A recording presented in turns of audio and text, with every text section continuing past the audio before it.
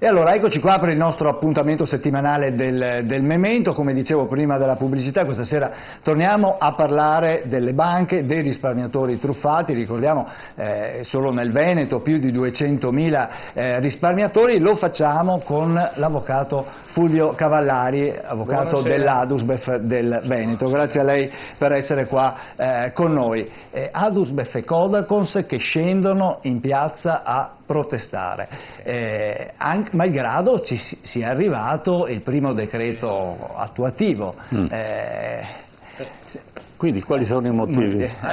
I motivi, diciamo, sono un po' quelli storici della nostra iniziativa, nel senso che il nostro obiettivo di partenza è sempre stato quello di ottenere, diciamo, il 100% del ristoro per i risparmiatori.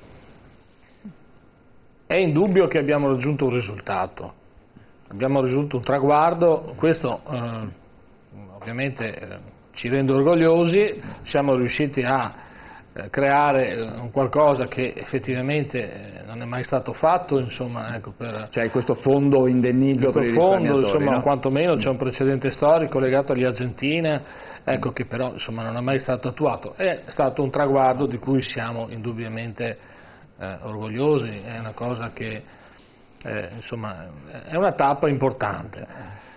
Però detto questo, se andiamo a fare i conti bene in tasca al risparmiatore, non ci sembra che poi alla fine si sia raggiunto un risultato eccellente, ottimale, perché è abbastanza mediocre come risultato. Molto mediocre.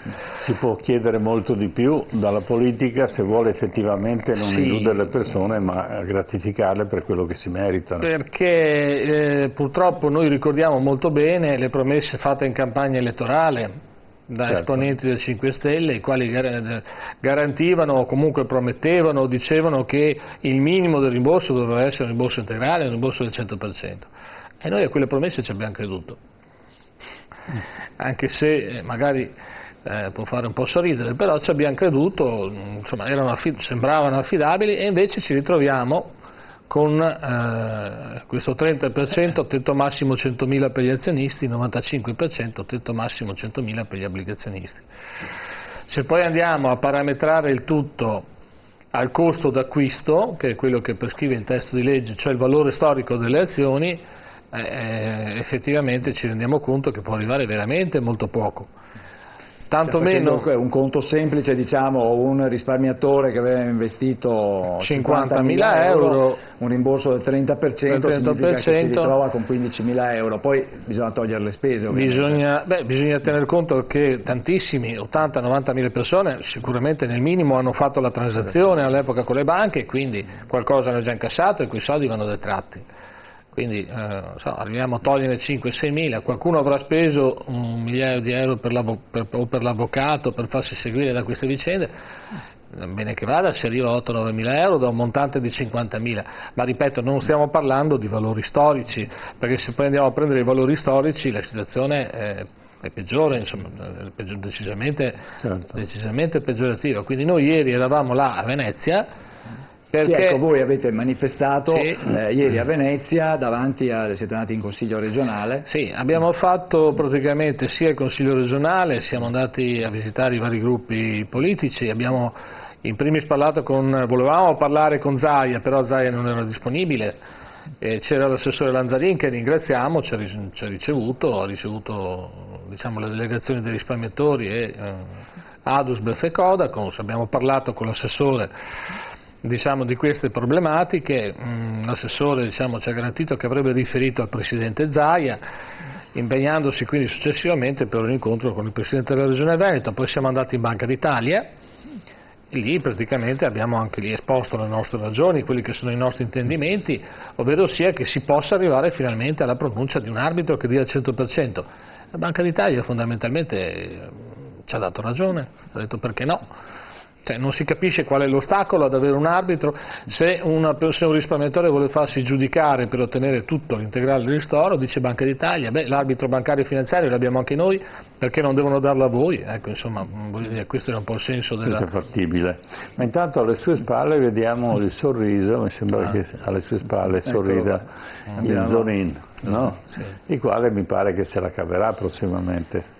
Visto il patatrac che è successo durante il processo, si rimette il contatore a zero, i termini scadono e quindi lui sarà tranquillamente libero di fare quello che vuole.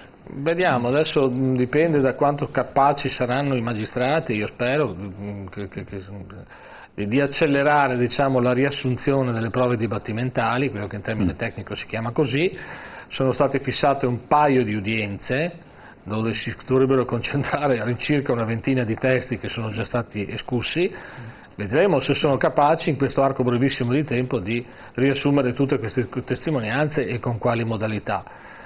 Sì, ma poi c'è l'appello e la Cassazione. Indubbiamente dopo ci sono i vari gradi di giudizio, quello è previsto per legge del codice di procedura. Ma quando scadono i termini per l'imputato? Diciamo che il termine è di 7 anni e mezzo. Quindi Se partiamo da reati del 2013 corriamo seriamente il rischio di non arrivare alla pronuncia di primo grado. Ci auguriamo di no, perché il nostro obiettivo era quello di arrivare quantomeno in primo grado con una condanna alla provvisionale per ottenere il titolo esecutivo per chiedere qualcosina. Ma questa uscita di scena del presidente del giudice, come mai? Come la interpreta lei?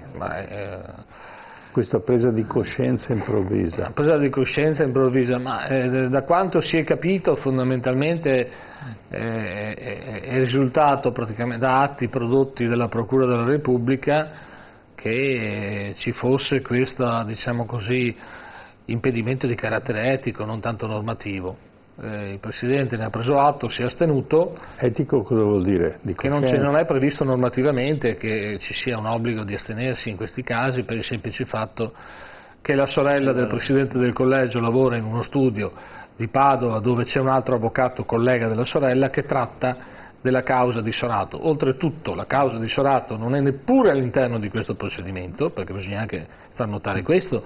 Sorato è in un procedimento connesso perché è stato praticamente stralciato il procedimento Sorato per ragioni diciamo così, di motivazioni di salute. Sorato non sta molto bene e quindi Sorato non è all'interno di questo dibattimento ma all'interno di un altro procedimento. Comunque, al di là di tutto, c'è stata questa presa di posizione e il Presidente ha ritenuto... È proporzionale la presa di coscienza di questo giudice di fronte al fatto di far saltare un processo così importante dove sono coinvolte centinaia di migliaia di persone e interessi di miliardi? Questo, che sia proporzionale o non proporzionale, ovviamente sta alla coscienza del Presidente stabilirlo, ognuno ha la sua sensibilità. Certo che agli occhi della platea dei risparmiatori è suonato come un ulteriore stop.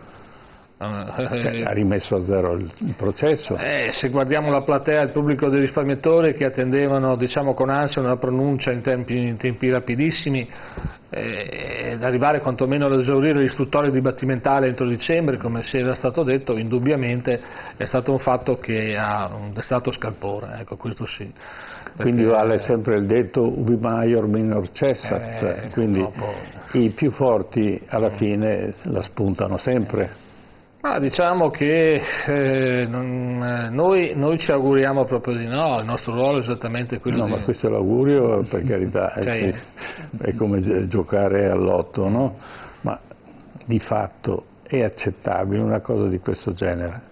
Diciamo che sul piano etico-morale sul piano etico-morale è difficilmente accettabile. Io me ne rendo non è accettabile, quindi l'etica invocata non è accettabile perché mette a rischio l'interesse e la credibilità della giustizia. Dal punto di vista del risparmiatore, purtroppo indubbiamente, ripeto come ho detto prima, è uno stop clamoroso e suona diciamo così come l'ennesimo giro di valzer con il quale poi non si concluderà niente. Questa è un po' l'immagine che ha il risparmiatore di questo processo. Dal punto di vista procedurale, come dicevo prima, non c'è una norma di legge che obbliga, da un punto di vista così etico-deontologico il Presidente Miazzi ha ritenuto di doversi astenere. Dai punti di vista e le prospettive sono diverse, sicuramente dal lato del risparmiatore non è stata un'ottima notizia, anzi direi proprio stata una pessima Diciamo notizia. che la giustificazione è debole, poco convincente. La giustificazione agli occhi del pubblico, della platea dei risparmiatori, sicuramente suona in maniera stonatissima. Questo è pacifico, insomma, certo magari un avvocato, un pubblico ministero diciamo, può interpretarlo, cercare di capire dal punto di vista procedurale, può dare delle giustificazioni, ma chiaramente se si parla con il quiris del popolo chiaramente si fa fatica a farglielo capire, molta fatica, è molto difficile. Bene, allora staremo a vedere. Speriamo che la cosa si rimetta in ordine, che questi creditori vengano diciamo, pagati per quello che effettivamente hanno bisogno di avere, perché viene messa in crisi l'economia del Veneto in questa maniera, non è soltanto il singolo creditore, ma la massa dei creditori crea un problema di liquidità all'interno del tessuto socio-economico del Veneto che può portare a delle crisi abbastanza importanti nei prossimi anni. Sicuramente. Grazie di essere intervenuto e noi proseguiamo adesso con un altro dilemma. Un altro dilemma, Il 5G, la nuova telefonia tanto discussa e tanto vilipesa da Trump, funziona, non funziona e se funziona fa bene o fa male alla salute? Questo è uno degli interrogativi che affronteremo prossimamente, tra qualche minuto dopo la pubblicità. Benissimo, grazie a Cavallari, grazie all'avvocato Cavallari dell'ADUSBEF per essere stato con noi. Grazie a voi. A tra poco.